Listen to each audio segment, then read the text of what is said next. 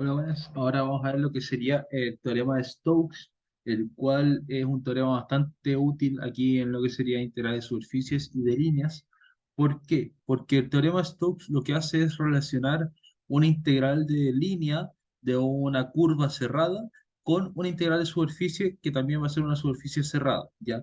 ¿Cómo se relacionan estas dos integrales? De la siguiente forma. Teorema de Stokes. Ya se relaciona de la siguiente forma. La integral de línea de una curva cerrada, C, el campo vectorial F, por el diferencial, ¿qué nos quedaría acá? Esto sería igual a la integral de superficie, S, también de una superficie cerrada, de, ¿qué nos quedaría acá? Nos quedaría el rotor de ese mismo campo vectorial, el rotor de F, ¿ya? Por un vector unitario que va a ser perpendicular al plano de la superficie que nosotros estamos trabajando por el diferencial de superficie. ¿Ya? Entonces, ¿qué es lo que va a pasar acá? Acá va a pasar lo siguiente. Nosotros, para resolver esto, o sea, para aplicar esto, tenemos dos opciones o más que ello una, ¿ya? Que es el clásico ejemplo que ustedes les pueden poner. A ustedes les pueden dar un conjunto de superficies y les van a pedir la integral de línea que se genera en intersección, ¿ya? Ahora lo vamos a ver con un ejemplo, ¿ya? El ejemplo que vamos a ver del teorema de Stokes es el siguiente. ¿Qué nos dice el ejemplo? Nos dice que tenemos un campo vectorial F, denme un segundito. Claro, sí. Entonces, nosotros tenemos el campo vectorial que es de la siguiente forma, ¿ya? Menos i al cubo, coma, x al cubo, coma, z al cubo. Ya, este va a ser el campo vectorial, ¿ya? ¿Qué nos van a pedir acá? Lo que les mencioné recién, calcular la integral de línea de una curva, no voy a mencionar la curva cerrada todavía, f de r, una integral de línea, donde c es la intersección que se genera entre, que vamos a tener, curva uno x más y más z igual a uno. Esto es un plano. ¿Y qué más vamos a tener? Vamos a tener x cuadrado más y al cuadrado igual a uno, ¿ya? O sea, ¿qué es lo que tenemos acá? Nosotros tenemos z, x, y lo que nosotros tenemos es un cilindro. Ahí se puede ver el cilindro. Perdón, no quedó muy bonito. Tenemos un cilindro. Pero la tapa del cilindro, ¿qué va a ser? Va a ser un plano,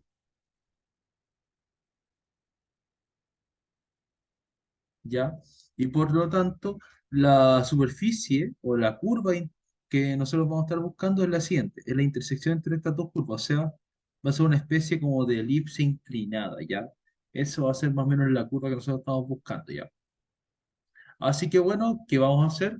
Vamos a encontrar la integral de línea mediante el teorema de Stokes. Para ello vamos a calcular la integral de superficie de esta superficie, ¿ya? Y así vamos a encontrar la integral de línea de la curva cerrada.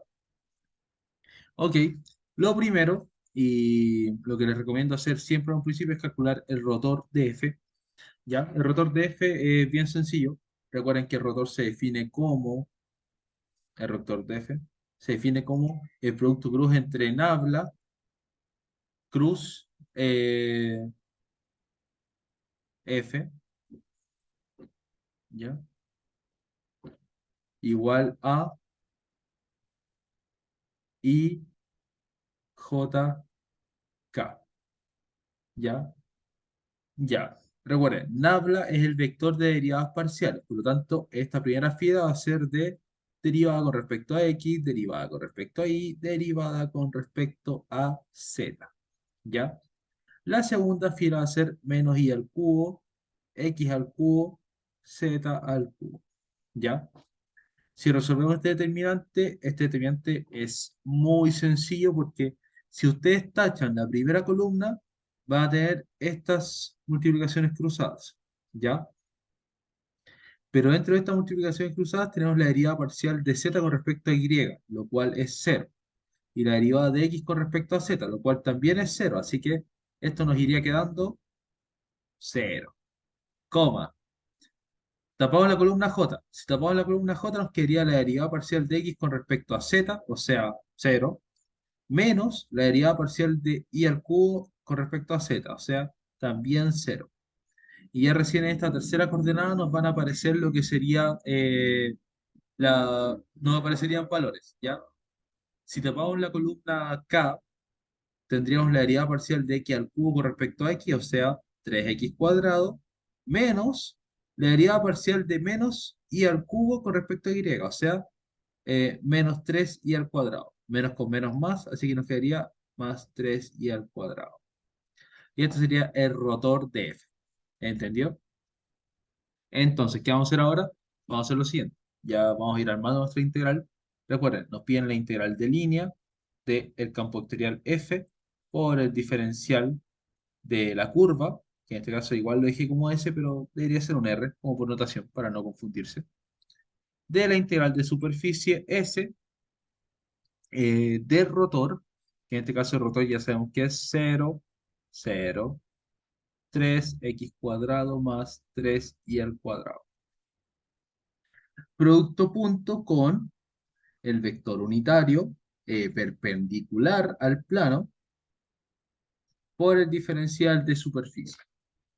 ¿Ya? Entonces, aquí podemos hacer una pequeña relación que es la siguiente. ¿Ya? ¿Qué es? Usted aquí tiene una integral de superficie, ¿ya? Con respecto a la superficie S. Para resolverla, tenemos que pasar esta integral de superficie a una integral donde nosotros integremos con respecto a la proyección, al dominio, o sea, a la proyección de la superficie en el plano X. Y eso se escribe de la siguiente forma. Con respecto a D, aquí que tendríamos lo mismo, tendríamos el rotor de F, que ya lo calculamos, rotor de F, por aquí ya tendríamos el vector n mayúscula, ¿ya? Que es un vector. ¿Entendido? Entonces, ¿qué vamos a hacer ahora? Que este vector nosotros sí lo podemos calcular, ¿ya?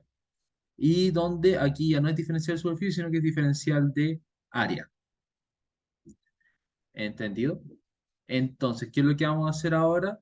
Nosotros este vector de acá lo podemos calcular muy simplemente, que es así. N es ojo, otra cosa más. Recuerden, este vector va a ser perpendicular al plano. ¿Entendió? O sea, va a ser de la siguiente forma. Va a ser un vector que va a estar acá. N. Ya. Ese es el vector que estamos calculando.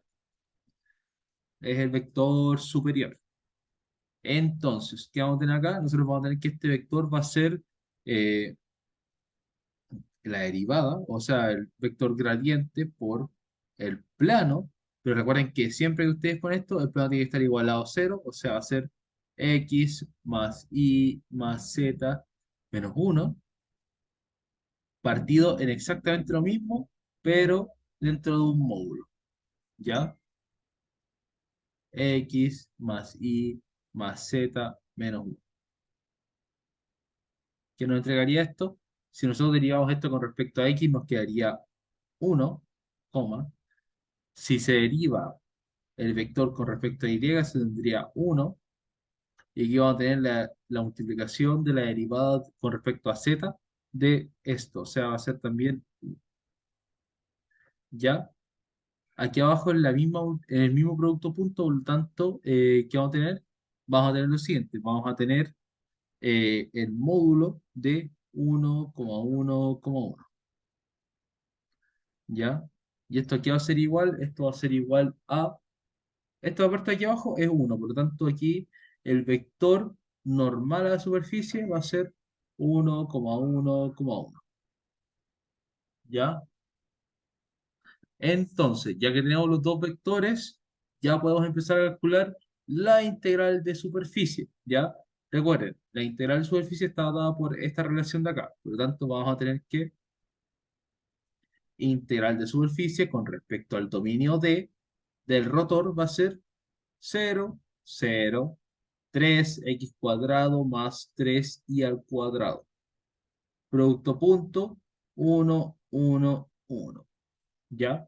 Por el diferencial de área, que como estamos en coordenadas cartesianas, va a ser de x a de y. ¿Ya?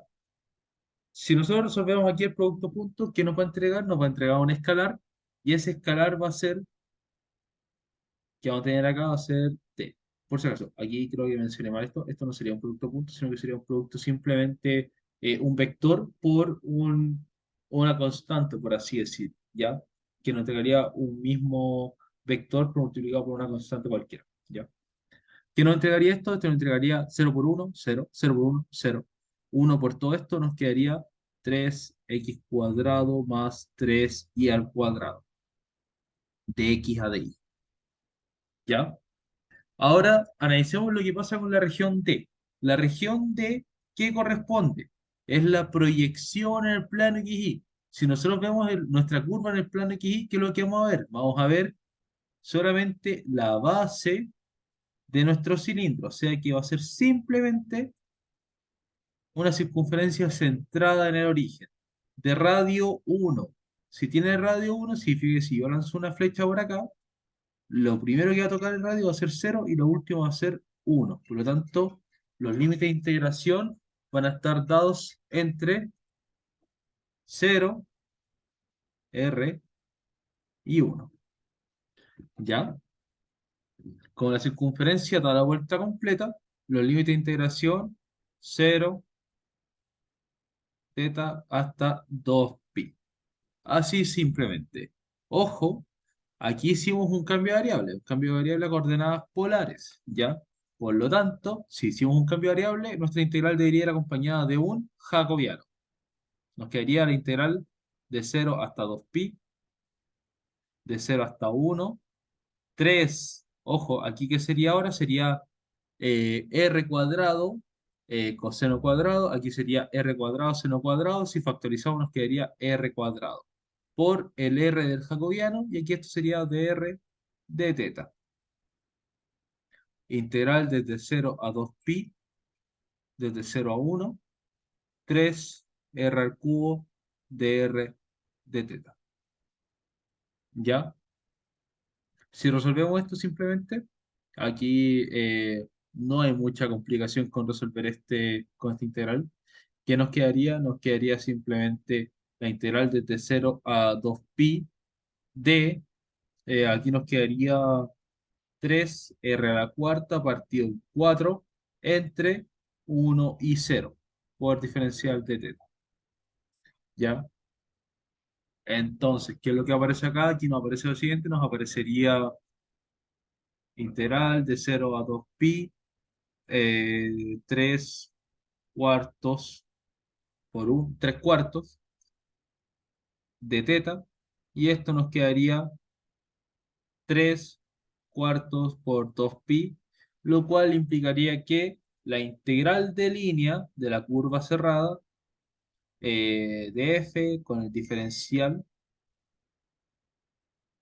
de longitud, diferencial de longitud, ¿qué nos quedaría acá? Nos quedaría 3 medios pi. Esa sería la integral de línea, mediante el teorema de Stokes. ¿Ya? Así que bueno, ya viendo lo que sería el teorema de Stokes, ahora vamos a ver lo que sería otro teorema más que es sumamente importante, que es el teorema de Gauss. ¿Ya? Entonces, ¿cómo lo vamos a ver? Denme un segundito aquí para ir anotando lo que sería ahora el teorema de Gauss. Bueno, ahora lo que vamos a ver va a ser el teorema de Gauss, que lo que hace el teorema de Gauss es relacionar una región sólida, o sea, una superficie cerrada, en este caso, con una integral de volumen, ¿ya? O sea que lo que hace el teorema de Gauss es que ustedes vinculen una integral de superficie de un cuerpo, una superficie que genera un cuerpo cerrado, que en este caso se podría anotar por la siguiente notación, aquí voy a poner Gauss, ¿ya? Que sería una integral de una superficie cerrada, o sea, integral superficie cerrada f n, que n sería el vector unitario asociado a esta superficie, con el diferencial de superficie, ¿Y esto a qué va a ser igual? Esto va a ser igual a asociar ese mismo superficie cerrada con su volumen, su integral de volumen, ya entre la región R, que sería la región encerrada. ¿Dónde que iría acá? Iría la divergencia de F, ya el campo vectorial asociado, por un diferencial de volumen, ¿ya? Eso consiste en el teorema de Gauss, nada más que eso. Así que bueno, ya mencionando cómo más o menos funciona el teorema de Gauss, creo que se va a entender mejor su funcionamiento a partir de un ejercicio, el cual se lo voy a escribir ahora.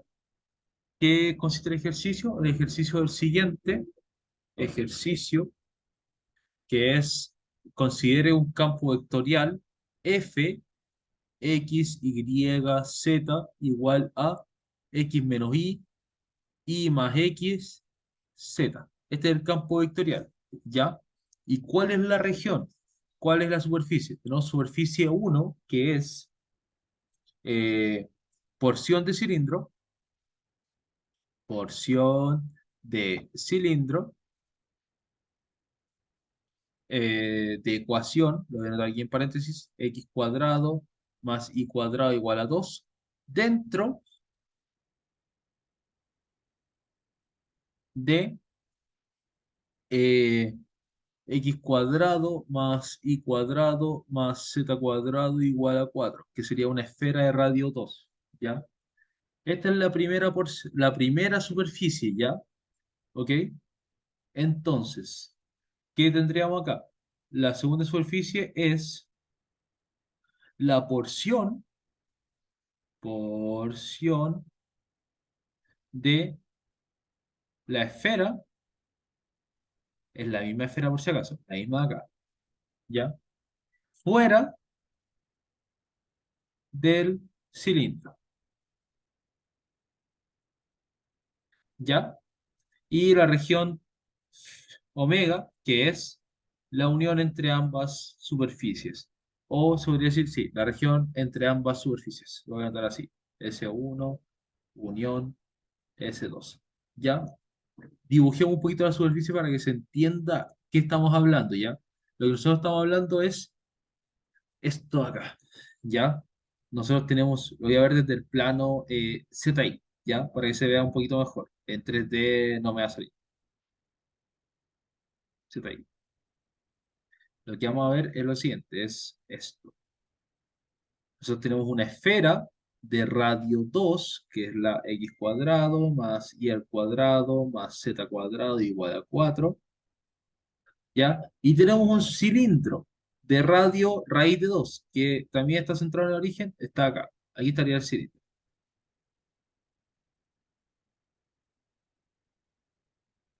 ¿ya? Este sería el cilindro. Nosotros nos dicen que las superficies corresponden a la porción del cilindro dentro de la esfera, o sea, la cara externa de esta zona de acá, ¿ya? La cara externa del cilindro que está dentro de la superficie, ¿ya? Esto es lo que nos piden también. Y la porción de la esfera fuera del cilindro, o sea, todo lo que está aquí afuera del cilindro, ¿ya? Entonces, ¿qué representaría esto?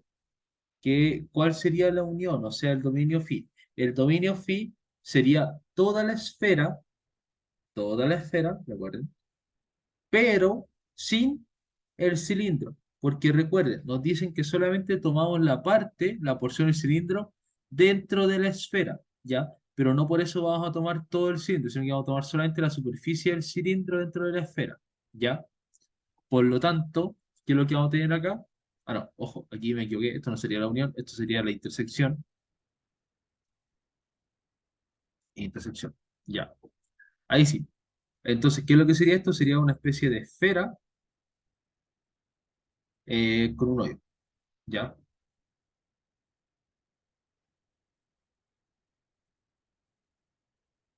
Esto sería la superficie, ¿ya? Una esfera con una perforación, ¿ya? Entonces, ese sería nuestro problema. Ah, pero aún no empezamos el problema, ¿ya? Tenemos las superficies, ¿ya? ¿Qué es lo que nos pide el problema? El problema que nos dice es calcule, calcule el flujo, eh, flujo, eh, el flujo más que nada del campo vectorial que atraviesa las paredes de omega. ¿Ya? Calcula el flujo que atraviesa las paredes de omega. O sea que nosotros, ¿qué es lo que vamos a tener? Nosotros vamos a tener un campo vectorial que va a estar pasando, recuerden, ese campo vectorial va a estar pasando por la superficie y, claro, va a pasar por estas áreas superficiales que corresponderían a la de la esfera con el cilindro extraído. ¿Ya? Así que eso, nos piden calcular el flujo de, de este campo vectorial sobre las paredes, o sea, sobre esta área superficial que corresponde a la de la esfera sin esa perforación. Ya, bueno, nosotros ya vimos cómo calcular una integral de flujo, ¿verdad? Ya habíamos visto que era, la integral de flujo era integral con respecto a la superficie, en este caso, del campo vectorial, por el vector unitario, el cual está direccionado ahí la superficie por el diferencial de ese. ¿Ya? Esta es la integral del flujo. Calcular esto de manera por definición igual es bien complicado. Se puede hacer, pero es complicado. ¿Ya? Pero la mejor forma para hacerlo, en este caso, es utilizando el teorema de Gauss. ¿Ya? Recuerden, tenemos una superficie cerrada, en este caso, por lo tanto, perfectamente podríamos usar el teorema de Gauss, que sería de la siguiente forma. El teorema de Gauss lo que nos diría es, ustedes hagan una integral triple, que correspondería al volumen de esta zona, de R, que sería la región de toda esta zona, de la divergencia del campo vectorial eh, con respecto al diferencial de volumen. Ese sería el teorema de Gauss. ¿Ya? Así que bueno, busquemos el flujo, lo vamos a hacer con teorema de Gauss, vamos a ir acá. ¿Qué es lo que vamos a tener? Vamos a tener la integral triple de la región R de la divergencia de f. Recuerden que la divergencia correspondía a un vector que sería la derivada parcial con respecto a x de fx, la derivada más la derivada parcial con respecto a y de la componente en y de f, más la derivada parcial de la componente en z de fz. ¿Ya? Por el diferencial de volumen. ¿Qué nos quedaría acá? Esto sería, claro, la derivada de la primera componente con respecto a x sería uno, con respecto a y esto sería uno y con respecto a z esto sería uno. Por lo tanto, esto nos quedaría lo siguiente, nos quedaría integral triple de la región R, uno más uno por el diferencial de volumen. Esto sería la divergencia del campo vectorial. Un segundo.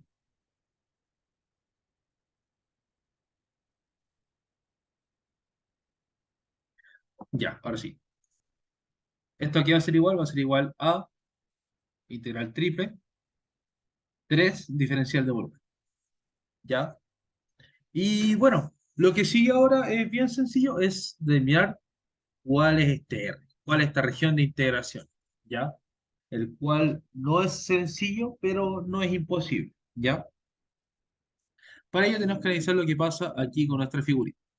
Para ello lo más sencillo es ver lo que pasa en un plano, en el plano ZI, ¿ya? Nos vamos a apoyar del plano ZI para encontrar los límites en los cuales está definida esa región. Esto es lo mismo que calcular los límites de integración, ¿ya? Es exactamente lo mismo. Y. ¿Qué vamos a tener acá? Vamos a tener una esfera que se da con una circunferencia con un cilindro extraído. Esta es nuestra región. Recuerden, sería esta región de acá.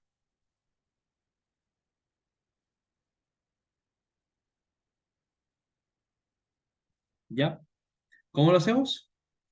Lo vamos a hacer con coordenadas. Como tenemos un cilindro aquí metido entre medio, vamos a hacerlo con coordenadas cilíndricas, ¿ya? Entonces, para las coordenadas cilíndricas, los límites de integración, ya lo recordarán, eran z, r y θ. Vayamos con z. Z, lanzamos una flecha desde acá. ¿Qué nos diría esto? Esto nos diría que, ¿qué sería lo primero que toca? Lo primero que toca la flecha es la esfera y lo último que toca es la esfera, ¿ya? Ah, o sea que serían uno. No, no serían uno. Recuerden que en el caso de las esferas, lo que está sobre el primer, segundo, tercer y cuarto octante, o sea, en el semieje positivo, va a ser positivo. Por ende, ustedes ya recordarán que, claro, si es que ustedes le aplican coordenadas cilíndricas a una esfera, lo que van a obtener por resultado va a ser z igual la raíz, un segundo, z igual la raíz de el radio en este caso, que sería radio al cuadrado, que sería 4 menos r cuadrado, ¿ya? R cuadrado que viene de x cuadrado y y cuadrado. Esto sería la esfera representada en coordenadas cilíndricas, ¿ya? Recuerden, como es una raíz, va a tener parte positiva y parte negativa, ¿ya? La parte positiva se encuentra en el semieje superior, o sea, en todo lo que está aquí arribita, mientras que para la parte inferior, por aquí abajito, ¿qué es lo que vamos a tener? Que la esfera se va a definir como z igual menos raíz de 4 menos r cuadrado, ¿ya? Entonces, como nos quedarían los límites de integración de z, nos quedarían menos 4 menos r cuadrado entre z hasta 4 menos r cuadrado. Límites de integración de z, que sería entre las esferas. Límite de integración de R. Ya, esto va a ser un poco más complicado. Ya, recuerden que R parte desde acá. Uy, un segundo. Ahí sí. Parte desde aquí. ¿Qué es lo primero que toca R? Toca el cilindro. O sea, R igual raíz de 2. Es de cilindro constante, es de radio constante, así que basta con poner la constante raíz de 2. ¿Y qué es lo último que toca R? Lo último que toca R va a ser, o el máximo valor que puede tomar R va a ser el de la esfera, el radio de la esfera, o sea, 2. 2. ¿Ya? Y por último, recuerden que toda esta circunferencia, toda esta esfera está definida entre 0 y 2pi. Si ustedes la miran desde este eje, van a ver que la esfera está completita, por lo tanto, como no le falta ninguna parte, θ va a estar definido entre 0 y 2pi. ¿Ya? Perfecto. Tenemos otro límite de integración. Por lo tanto, ¿qué es lo que vamos a tener nosotros? Vamos a tener que el flujo del campo vectorial sobre la superficie, que se define como integral superficial, f, vector unitario, diferencial de superficie, va a ser igual a la integral triple definida como de 0 a 2pi, de raíz de 2 hasta 2. El eje z sería desde menos 4 menos r cuadrado 4 menos r cuadrado por 3 que sería la divergencia del campo vectorial, por r, que sería el jacobiano, porque hicimos un cambio a cilíndricas, por el diferencial de volumen. O en este caso, el diferencial de volumen lo pueden dejar como dz de r de t. ¿Ya? Entonces, ¿qué es lo que vamos a tener ahora? Como aquí nada depende de z, la primera integral se resuelve muy fácilmente, que sería integral desde 0 a 2pi, desde raíz de 2 hasta 2, y aquí sería raíz de 4 menos r cuadrado, menos menos, raíz de 4 r cuadrado, o sea, más. ¿Qué nos quedaría acá? Nos quedaría 3 por r, raíz de 4 menos r cuadrado, más raíz de 4 menos r cuadrado, de r de teta. Ya, aquí nos quedaría una integral un poquito más complicada, nos quedaría de 0 a 2pi de raíz de 2 hasta 2 3r por 2 raíz de 4 menos r cuadrado de r de teta.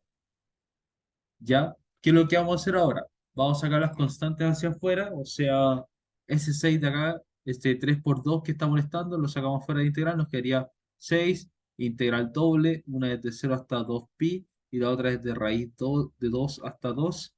Y aquí nos quedaría r raíz de 4 menos r cuadrado, de r de teta. Hacemos cambio de variable simple, u igual 4 menos r cuadrado. eh, la derivada de esto sería du con respecto a dr igual a, ¿qué nos quedaría acá? Nos quedaría menos 2r. O sea que si reemplazamos el diferencial r, que es el que tenemos que reemplazar acá, nos quedaría que diferencial de r es igual a diferencial de u partido en menos 2r. ¿Ya? Entonces, ¿qué va a pasar acá? Acá va a ser lo siguiente, va a pasar que nos va a quedar 6 por la integral doble de 0 hasta 2pi de raíz de 2 hasta 2 de, ¿qué es lo que vamos a tener acá? Vamos a tener r partido en 2r menos 2r por la raíz de u, por el diferencial de u, por dt. Ya, se van los r y nos quedaría 6 integral de 0 a 2pi de raíz de 2 hasta 2 de menos un medio por la raíz de u a de teta. ¿Ya? Recuerden, la raíz de u sería lo mismo que u elevado a un medio, por lo tanto, 2pi, raíz de 2 por 2. La integral de esto sería... aquí hay que borrar esta integral, si la estoy resolviendo. La integral de esto sería 2 tercios, porque claro, estaría partido en 3 medios, 2 tercios por u elevado a 3 medios. ¿Ya? Eso evaluado entre 2 y raíz de 2 por diferencial de teta. ¿Ya? Pero uno es la variable original de estos límites de integración. ¿Ya? Así que hay que volver a la variable original y eso nos quedaría menos 3 integral de 0 a 2pi, 2 tercios por, ya, lo que sería 4 menos r al cuadrado elevado a 3 medios. ¿Ok? Entonces, diferencial de teta. Lo que nos iría quedando acá sería, ya, tenemos que, esto evaluado entre 2 y raíz de 2. Ahí sí. Menos 3 integral de 0 a 2pi. ¿Qué nos iría quedando acá? Nos iría quedando 2 tercios. Aquí nos iría quedando el evaluado, que sería 4 menos 4 0. O sea que nos quedaría solamente la parte de 4 menos 2 elevado a 3 medios de teta. Esto va a ser igual a menos 3 integral de 0 a 2pi. Aquí nos quedaría 2 tercios, 2 elevado a 3 medios. 2 elevado a 3 es 8, 8 elevado a un medio es raíz de 8 de teta. ¿Ya? Y por lo tanto ya esto está casi listo. Como se pueden dar cuenta, aquí no hay nada que dependa de teta, por lo tanto su integral va a ser simplemente menos 3, 2 tercios, raíz de 8, va a ser 2pi. Por lo tanto, si vamos simplificando un poquito esto, aquí, ¿qué estaría pasando acá? Estaría pasando lo siguiente.